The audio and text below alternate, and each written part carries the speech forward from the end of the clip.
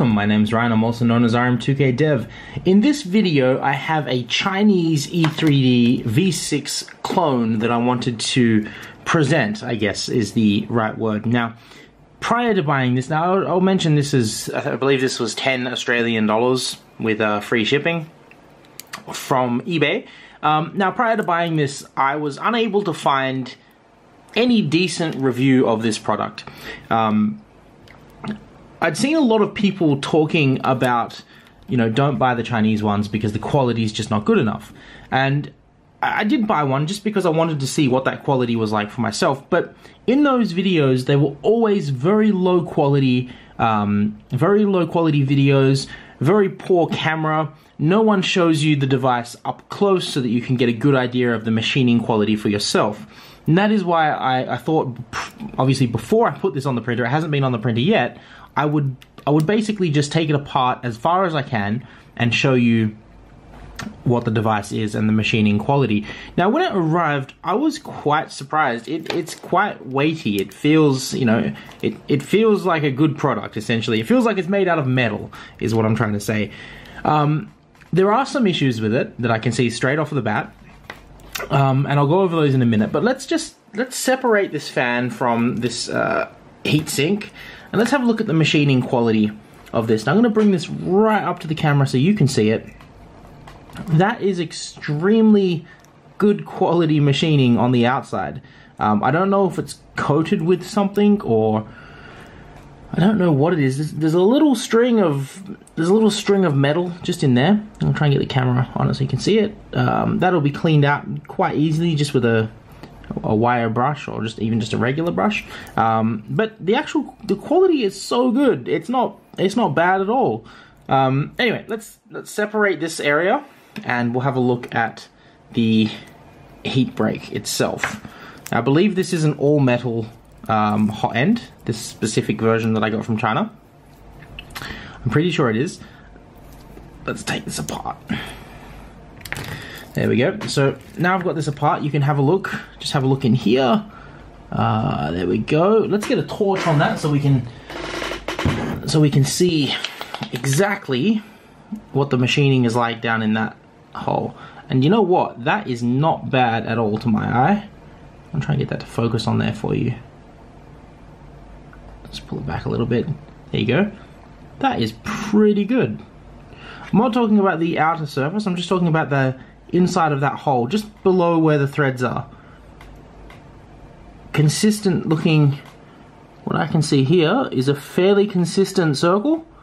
There doesn't seem to be any hard edges or burrs in there that could, you know, get stuck in the nozzle. That is a good look at the heatsink on this. Now let's have a look at the top area. This is the PTFE Teflon tube. Decent quality tube. It's a very slippery feeling, I guess, because it's a non-stick coating PTFE. Now that pops out like that. And we can have a look down in this end. So now we can see all the way through. There you go. We'll also have a look through this end. That's pretty clean, if you ask me. So the machining quality on this section of the device, I would say this is pretty high quality. Just this section in particular. The fan that it comes with, not the greatest looking fan, to be honest. It's freaking tiny. I mean, size comparison. Do I have a regular fan up here? I do not. So I cannot give you a size comparison. I have a $1 Australian coin so that you can see the size comparison. It is tiny. This fan is extremely small. The first thing I'm going to be doing is printing a new one of these and upgrading this to a 40mm fan. That's probably 30mm. You know what? Let's have a look at how big that fan is. Just using the Chinese calipers from eBay. Yeah, 30mm basically.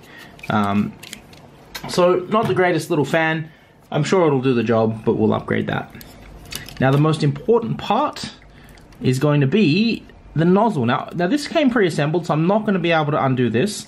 Not without tools, and I don't want to do it because then I'm going to have to heat it up and get it back together, and it's going to be a pain. But the heat block itself, decent quality heat block. It feels like metal. It's very cold to the touch, so I'm assuming, you know, metal, of course. I don't know what kind of metal, but I'm assuming it has, you know, decent thermal conductive properties. This is the heat break here, the heat break quality. I'm trying to give you like the closest pictures that I can, because there's no one on YouTube who's actually showing exactly what this device is, besides saying that the quality is just not good enough. Let me just try and make that focus for you. I think that's as close as I can get it. The threads are perfect. They're fantastic. There's no sharp edges on those. Pretty good, decent quality. The actual inner tube in there, I don't know if I'm going to be able to get you a good enough view. Let me get the flashlight out again and see if we can shine some light on it and give you a better view on the inside there. It's probably about as good as I can get it, but the inside of that is really good. There's no burrs. The surface on the inside is well machined. There's no like machining lines or anything. It looks somewhat polished. Pretty good. You know, it's not. There's absolutely nothing wrong with that I can see with my eyes. I mean, you know, when I get down to like microscopic level, there might be a huge problem with it, but I can't see anything wrong with that. That looks absolutely fine. Like I said, the actual block here is fine, and just comparing that to the feel of my existing block, yeah, it feels exactly the same. Now, this is where we get to the issue, and again, this is not the biggest issue because this can be replaced, but the nozzle that this came with, and again, remembering that this is only $10, I don't know if I can get that in the right light for you. Let me get that in the right angle as well. It is not straight at all. Come on, camera, focus. It's kind of curved down on this sort of angle, so imagine it like that. So there's obviously poor manufacturing with the nozzle, but you know, nozzles are replaceable, so that's fine. And also, out of the box, this one came completely blocked. There you go, completely blocked.